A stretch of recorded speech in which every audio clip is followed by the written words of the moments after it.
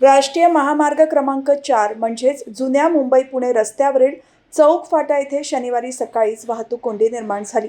ही कोंडी चौक फाट्यापासून पुणे रस्त्याच्या दिशेने तब्बल 1.5 किलोमीटरपर्यंत लांबली होती, ज्यामुळे स्थानिक प्रवाशांसह सर्वच वाहन चालकांना मनस्ताप सहन करावा लागला।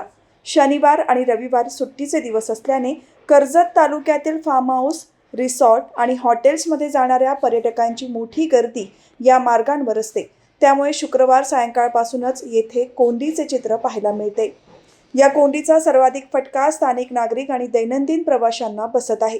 या वाहतूक कोंडीला वाहन चालकांची बेशिस्त मोठ्या प्रमाणावर कारणीभूत ठरत आहे। चौक कर्जत फाट्यावर दुतर्फा असलेल्या हॉटेल्समध्ये जाण्यासाठी वाहने अचानक विरुद्ध दिशेने वळवली जातात।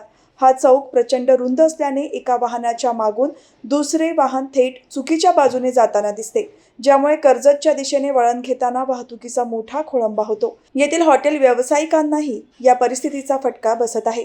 सध्या येथे तैनात असलेले पोलीस आणि होमगार्ड वाहतूक नियंत्रणाचा प्रयत्न करत असले तरी त्यांचे मनुष्यबळ कमी पडत असल्याने वीकेंडला येथे विशेष वाहतूक पोलिसांची नेमणूक करण्याची मागणी जोर धरत आहे।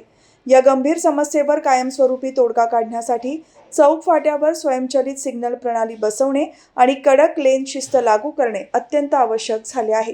दरम्यान वीकेंडला मुंबईहून येणाऱ्या पर्यटकांची संख्या मोठी असल्याने वाहतूक व्यवस्था सुरळीत ठेवण्यासाठी पोलीस प्रशासनाकडून ठोस पावले उचलली जात असल्याची माहिती पोलीस निरीक्षक सचिन पवार यांनी दिली आहे।